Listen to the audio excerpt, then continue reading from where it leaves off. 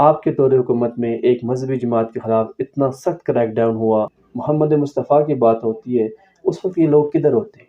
اخلاقیات ہے نا، اس کے دائرے میں رہ کر آپ بات کریں۔ اسلامی نظام حکومت یہاں پہ جب آئے گا تبھی تبدیلی آئے گی۔ مقدمات درج کیا کرتے تھے، کالعدم قرار دے دیا گیا۔ السلام علیکم ناظرین، آج جو پاکستان کی جو صورتحال ہے اور جلاؤ گراؤ، تشدد، احتجاج،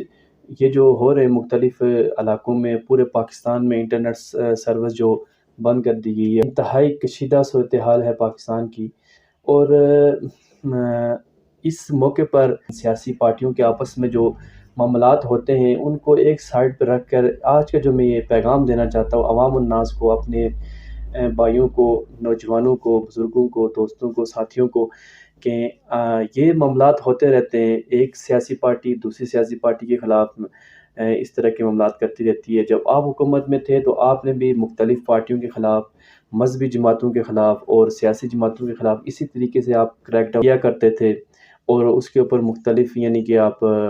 مقدمات درج کیا کرتے تھے، کالعدم قرار دے دیا گیا، مختلف یعنی کہ واقعات ہوا کرتے تھے، ہوتے رہے ہیں۔ اسی طریقے سے آج تاریخ اپنے آپ کو دہرا رہی ہے، آپ کے اوپر یہ ہو رہے ہیں۔ تو یہ یعنی کہ مختلف سیاسی جماعتوں کے اس طرح ٹکراؤ ہوتا رہتا ہے۔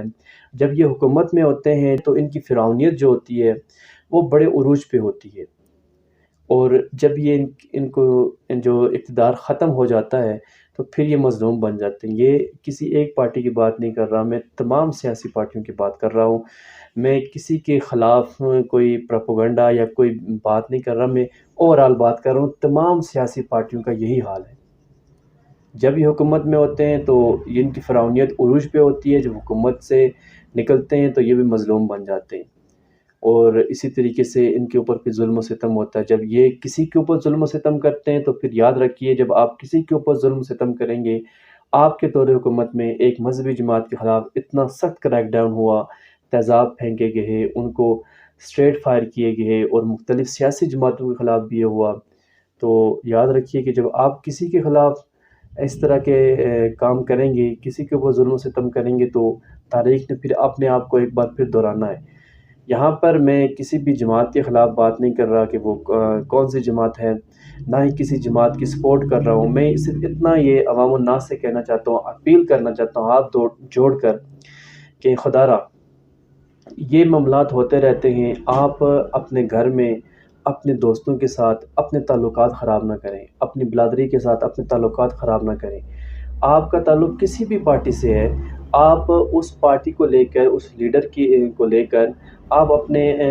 والدین کے ساتھ، اپنے بہن بھائیوں کے ساتھ، چونکہ آج کل کا جو دور ہے اس میں ایک گھر میں اگر 3 بھائی ہیں تو تینوں کی الگ الگ اپنی پارٹیاں ہیں، الگ الگ سیاسی جماعتیں ہیں، الگ الگ مذہبی جماعتیں ہیں۔ تو آپ ان جماعتوں میں پڑھ کر، ان یعنی کہ سیاسی پارٹیوں میں پڑھ کر ان کی خاطر اپنے بہن بھائیوں سے دوری اختیار نہ کریں، ان کے خلاف یعنی کہ اپنی زبان کو تھوڑا سا کنٹرول میں رکھیں، ان کے خلاف ایسی باتیں نہ کریں۔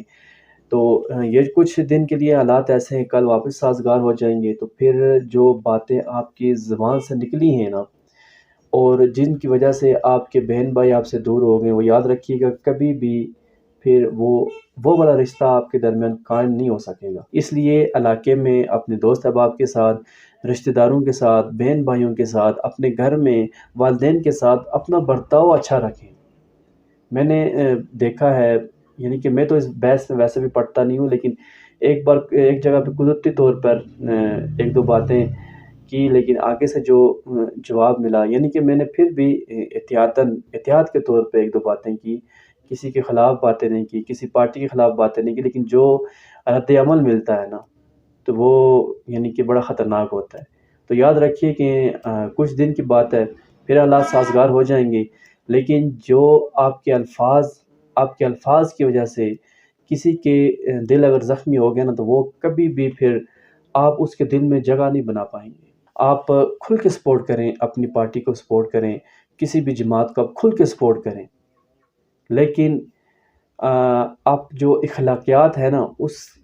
کے دائرے میں رہ کر آپ بات کریں، اپنی اخلاقیات کو نہ بلا دیں، اپنی جو روایات ہیں ان کو ترک نہ کر دیں، اور یہاں پہ ایک بات ضرور کہنا چاہوں گا، میں کسی کے خلاف بات تو نہیں کر رہا، لیکن ایک بات ضرور کہنا چاہوں گا، مجھے حیرت ہوتی ہے کہ کوئی بھی پارٹی ہے، ایکس وائی زیڈ کوئی بھی پارٹی ہے، جب بھی اس کے کوئی کسی لیڈر کی بات ہوتی ہے تو لوگوں کا ہجوم باہر نکلتا ہے اور توڑ پھوڑ اور مختلف جو احتجاج ہوتے ہیں۔ لیکن پھر میں سوچتا ہوں کہ جب بھی ہمارے لیڈر کی بات ہوتی ہے، پوری کائنات کے لیڈر کی بات ہوتی ہے، نبی آخر الزماں کی بات ہوتی ہے، محمد مصطفیٰ کی بات ہوتی ہے، اس وقت یہ لوگ کدھر ہوتے ہیں؟ اس وقت جب آقا کی ناموس پہ حملہ ہو رہا ہوتا ہے، جب ختم نبوت پہ حملہ ہو رہا ہوتا ہے، اس وقت یہ لوگ کہاں ہوتے ہیں؟ آج اپنے لیڈر کی خاطر ٹھیک ہے کریں سپورٹ، لیکن میں اسے بھی کہنا چاہتا ہوں، سوال کرنا چاہتا ہوں کہ آج آپ اپنے لیڈر کی خاطر اپنے بیوی بچوں کو لے کے آ جاتے ہیں، اپنی خواتین کو باہر لے کے آ جاتے ہیں، چھوٹے چھوٹے بچوں کو اٹھا کے باہر آ جاتے ہیں، لیکن جب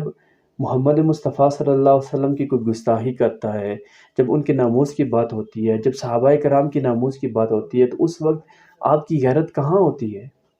اس وقت آپ کیوں نہیں باہر نکلتے؟ مجھے تو بس صرف یہ حیرت ہے کہ کیا ہم مسلمان ہیں؟ میں سوچتا ہوں، میں اپنے آپ سے سوال کرتا ہوں، کیا ہم مسلمان ہیں؟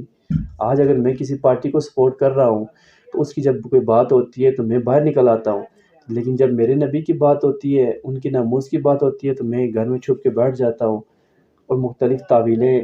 اختیار کرنا شروع کر دیتا ہوں۔